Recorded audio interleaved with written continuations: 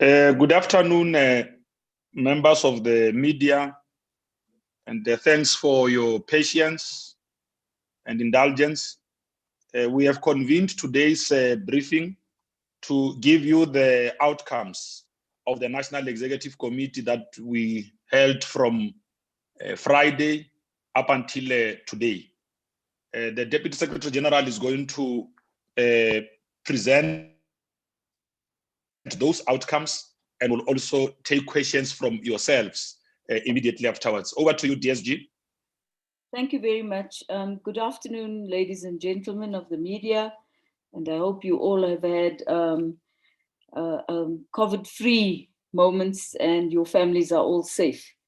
The NEC of the ANC met virtually for 3 days. We sat from on the 9th and the 10th and again today, the 12th of July. We acknowledge that it was meeting a day after the burial of President Kenneth Kaunda and recalled the enormous contribution made by Comrade KK to the struggle for liberation, equality and justice, in addition to other activities to honor this hero of the people of Africa, including the attendance of to the state memorial of our own president and the ANC chairperson, Comrade Gwede Mantashe. We will also be holding a national memorial service for Comrade KK very soon, and it will be announced.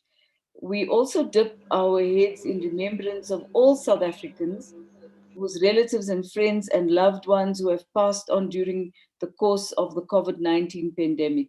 In addition, we extend our sincere condolences to former President Jacob Zuma and his family and wish them strength as they mourn the passing away of Comrade Zuma's brother, Comrade Mike Zuma. On acts of violence and destruction, as you can imagine, much of our time was spent looking at sporadically over the 3 days at what was going on in the country, and we have dispatched members of the NEC to KwaZulu-Natal, and some are working in Gauteng already. Our meeting took place at a time when several parts of our country are experiencing sporadic acts of violence, looting, intimidation, and destruction of property. We condemn these acts without reservation. We support the government in efforts to strengthen its response and take harsher measures against this rioting, looting, and destruction of property. While these actions are being characterized by some people as a form of political protest, they are now clearly acts of sheer criminality. The ANC calls on religious leaders, trade unions, civil society, and all concerned South Africans to join us in condemning criminality, looting, and wanton destruction of livelihoods.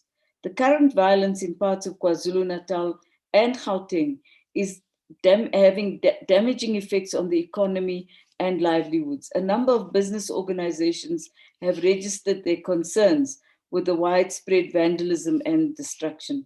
Although there may be opportunistic and adventurous acts of looting driven by hardship and poverty, the poor and the marginalized will bear the brunt of this looting and destruction as critical public services are disrupted and jobs are lost. Access to safe and reliable public transport is being interrupted, and several small businesses have been destroyed. They will never recover, as we heard some business people say on television today. The ANC repeats that we will never tolerate attempts to respond to judicial or legal processes by threats and acts of violence. Law enforcement agencies must deal with looting and criminality, and the instigators of such acts must be brought to book. The NEC shares the pain of many ANC members and supporters who are saddened by the incarceration of President Jacob Zuma. While reaffirming our respect for the Constitution and the rule of law, we acknowledge that his imprisonment is a source of tension for some of our members. We nevertheless urge members to remain calm and desist from acts which divide and weaken our organization.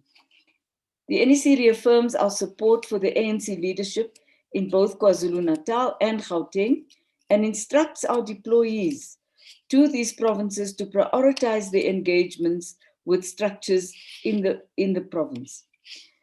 The NEC itself will continue to engage structures throughout the country and in line with the applicable COVID regulations to brief our members in our approach to the situation. We've already had several briefings over the past week where we have engaged via Zoom and other platforms with members of our organization. Defeating the COVID-19 pandemic. South Africa is now in the midst of a third wave of infections that is proving to be more severe and may last longer than either of the